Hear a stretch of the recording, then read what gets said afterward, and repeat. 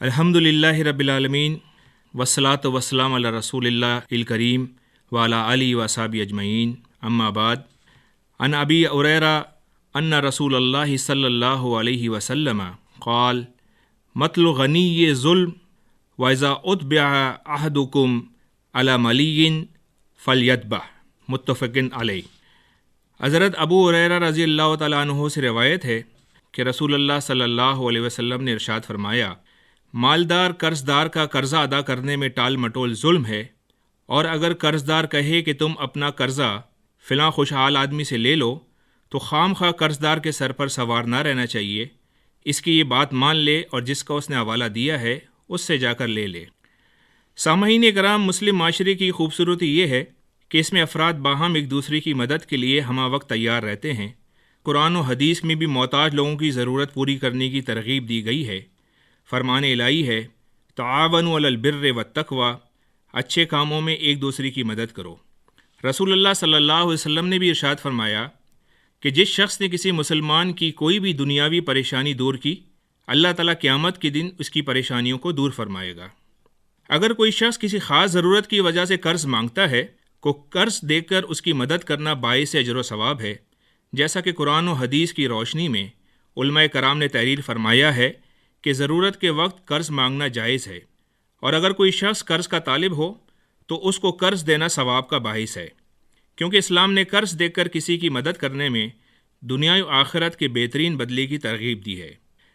अलबत्ता कर्ज़ लेते और देते वक्त सूरह अल-बकरा की आयत नंबर 282 में बयान किए गए इन अहकाम की पाबंदी करनी चाहिए जो अल्लाह ताला ने इस आयत में बयान किए हैं, ताकि बाद में किसी तरह का कोई इख्तलाफ पैदा ना हो। इन आकाम में से 3 अहम हुक्म ये हैं कि अगर किसी शख्स को कर्ज़ा दिया जाए तो उसको तहरीरी शक्ल में लाया जाए, कर्ज़ की अदायगी की तारीख़ भी मुतय्यन कर ली जाए, 2 गवाह भी तय कर लिए जाएँ। कर्ज़ लेने वाले के लिए ज़रूरी है कि वह हर मुमकिन कोशिश करे कि वक्त पर कर्ज़ की अदायगी करे। यही मामला कर्ज़ के लेन देन का है, लेकिन इसमें इस बात का एहतमाम भी ज़रूरी है कि कर्ज़ लेने वाला यानी मकरूज़ कर्ज़ की वापसी में टाल मटोल से काम ना ले, क्योंकि कर्ज़ उतारने की कुदरत होने के बावजूद कर्ज़ उतारने में टाल मटोल करना जुल्म है, और ऐसे शख्स को रसूलुल्लाह सल्लल्लाहु अलैहि वसल्लम के फरमान की रूह से शरहन ज़ालिम कहा गया है। नीज़ इस्ताहत के बावजूद अगर कोई कर्ज़ ना उतारे तो अंदेशा है कि कहीं इस वाईद का मुस्तहिक ना बन जाए, जिसके मुताबिक मकरूज़ शहीद भी हो जाए तो कर्ज़ के वबाल से उसे खलासी भी नहीं मिलेगी, जबकि शहीद के तमाम गुनाह माफ़ कर दिए जाते हैं। यही वजह थी कि रसूलुल्लाह सल्लल्लाहु अलैहि वसल्लम की खिदमत में जब कोई जनाजा लाया जाता तो आप सल्लल्लाहु अलैहि वसल्लम दरियात फरमाते कि इस पर कोई कर्ज़ तो नहीं है। अगर मैयत मकरूज़ ना होती तो रसूल अकरम सल्लल्लाहु अलैहि वसल्लम जनाजा पढ़ाते, और अगर मैयत मकरूज़ होती और अपने पीछे कर्ज़ की अदायगी के इंतज़ाम ना छोड़ा होता और कोई इसके कर्ज़ की ज़मानत भी ना लेता तो आप सल्लल्लाहु अलैहि वसल्लम सहाबा से कह देते कि अपने भाई का जनाजा अदा कर लो, और आप सल्लल्लाहु अलैहि वसल्लम ऐसे अफराद की नमाज जनाजा अदा ना फरमाते।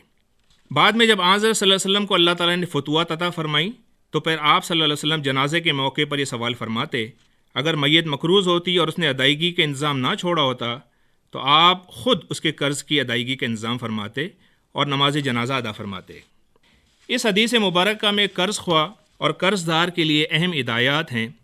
मतलब ये कि आदमी के पास कर्ज़ अदा करने के लिए कुछ नहीं है और वो कहता है कि जाओ फ़िलाँ शख्स से ले लो, हमारे उसके दरमियान बातचीत हो चुकी है, वो कर्ज़ा अदा करने के लिए राज़ी है, तो कर्ज़ ख्वाह को ये बात नहीं कहना चाहिए कि मैं तो तुझी से लूँगा, मैं किसी और को क्या जानूँ, बल्कि इसके साथ नरमी का मामला करे और जिसका हवाला वो दे रहा है उससे जाकर वसूल कर ले।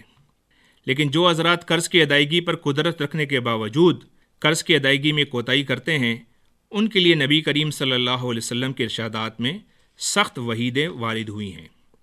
इनमें से एक हदीस में अल्लाह के रसूल सल्लल्लाहु अलैहि वसल्लम ने इरशाद फरमाया, मुसलमान की जान अपने कर्ज़ की वजह से मुअल्लक़ रहती है, यानी जन्नत में दाखिले से उसको रोक दिया जाता है यहाँ तक कि इसके कर्ज़ की अदायगी कर दी जाए।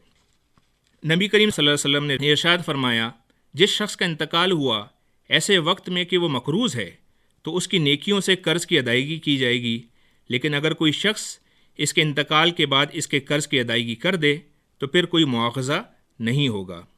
एक और हदीस में आप सल्लल्लाहु अलैहि वसल्लम ने इरशाद फरमाया कि कर्ज़ की अदायगी पर कुदरत के बावजूद وقت پر قرض کی ادائیگی میں ٹال مٹول کرنا ظلم ہے، اور یہی اس حدیث کا مقصد ہے۔ حضرت جابر رضی اللہ تعالیٰ عنہ کی روایت ہے کہ ایک شخص کا انتقال ہوا۔ ہم نے غسل و کفن سے فراغت کے بعد رسول اکرم صلی اللہ علیہ وسلم سے نماز پڑھانے کو کہا۔ آپ صلی اللہ علیہ وسلم نے پوچھا کہ کیا اس پر کوئی قرض ہے؟ ہم نے کہا اس پر 2 دینار کا قرض ہے۔ آپ صلی اللہ علیہ وسلم نے ارشاد فرمایا پھر تم ہی اس کی نماز جنازہ پڑھو۔ حضرت ابو قتادہ رضی اللہ تعالیٰ عنہ نے فرمایا اے اللہ کے رسول، اس کا قرض میں نے اپنے اوپر لے لیا۔ نبی کریم صلی اللہ علیہ وسلم نے ارشاد فرمایا وہ قرضہ تمہارے اوپر ہو گیا اور میت بری۔ اس کے بعد آپ صلی اللہ علیہ وسلم نے اس شخص کی نماز جنازہ پڑھائی۔ قرض لینے والا اپنی خوشی سے قرض کی واپسی کے وقت اصل رقم سے کچھ زائد رقم دینا چاہے تو یہ جائز ہی نہیں، بلکہ ایسا نبی کریم صلی اللہ علیہ وسلم کے عمل سے ثابت ہے۔ لیکن اس میں یہ احتیاط ضروری ہے کہ پہلے سے زائد رقم کی واپسی کا کوئی معاملہ طے نہ ہوا ہو، کیونکہ یہ سود ہو جائے گا اور سود حرام ہے۔ اسی بنا پر ہمیں بینک سے قرض لینے سے بچنا چاہیے، کیونکہ اس کی ادائیگی سود کے ساتھ ہی ہوتی ہے اور سودی لین دین حرام ہے۔ اللہ تبارک و تعالیٰ سے دعا ہے کہ نبی کریم صلی اللہ علیہ وسلم کے ارشادات کے مطابق ہمیں اپنی زندگیاں گزارنے کی توفیق عطا فرمائیں۔ آمین والحمد للہ رب العالمین۔